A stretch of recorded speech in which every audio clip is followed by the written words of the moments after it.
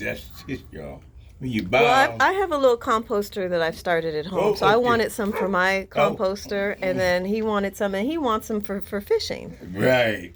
So. And that's what I do. Where you see my books, I come in here and grab me a handful and I'm gone.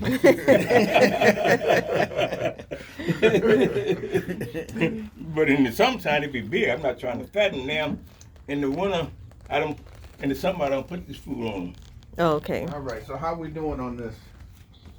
Oh, what you talking No, about? he's on the phone with the insurance or somebody. Oh, okay. So like here, Yeah. I wouldn't try to count them. Say you want 500? Yeah, 500. Okay, you see, if I did this in here like this right here, you got thousands. You see what I'm saying? So why would I want to go counting? Yeah, you don't have to count them. So what I do, I pick this up here and tell you that's it. That's what you have. Okay. You have more than you order, right? Yeah, that's it. You got thousands of them. You see what I'm saying? Yeah. That's fair enough? Okay.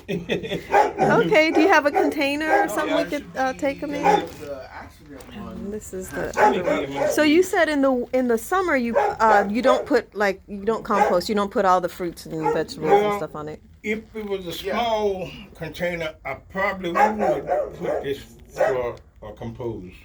But for me, I feed them dry food in the summer. Oh, it can't be both. Oh, you feed the worms dry food? That way, I don't have to worry about for the accident. them getting too hot. Cause see, sometimes this stuff right here generate heat in the summertime. Yeah. Oh, so that can I don't go put it on and that get for that. that reason. Oh, But up okay. to I didn't know rain, that. I mean, but in a small container, it's all right. Yeah, a small container. In shade and stuff, kind of like the one you see on the porch there. And you keep it wet, right? Just But I put it like this, then I ain't got to feed them during the winter time, cause they just come here and eat all they want. I they come up and keep them on its own.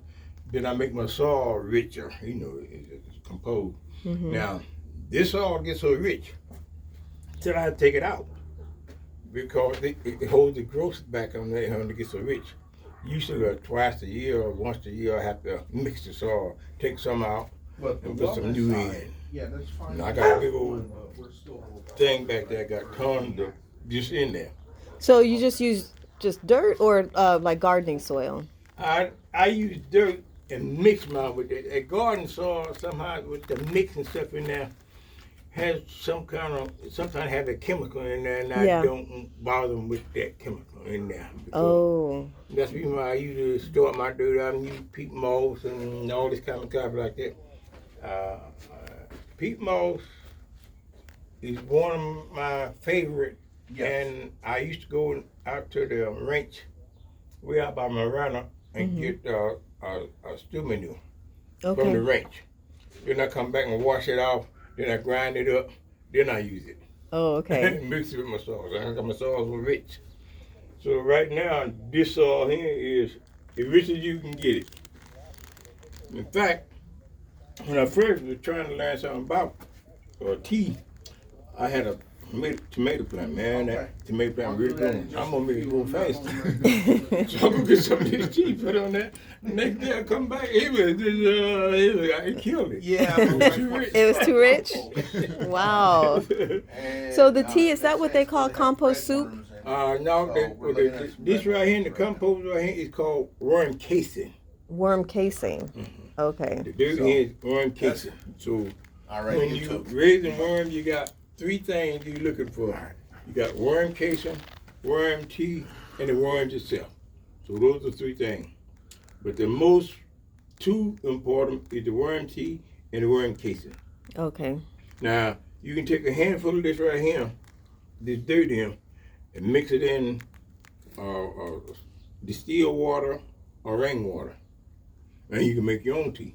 Okay. So you can just work it all kinds of ways. But here you can get. And who buys the tea from you? Do you sell it like online or? Well, right now I got it all set up, and I got hundreds of gallons back there. But right now, at least 200 and some gallons back there. What I was gonna do, I didn't want to do the courtship. I ain't being lazy, but I didn't want to do the. I wanted to do it in gallery. Yeah.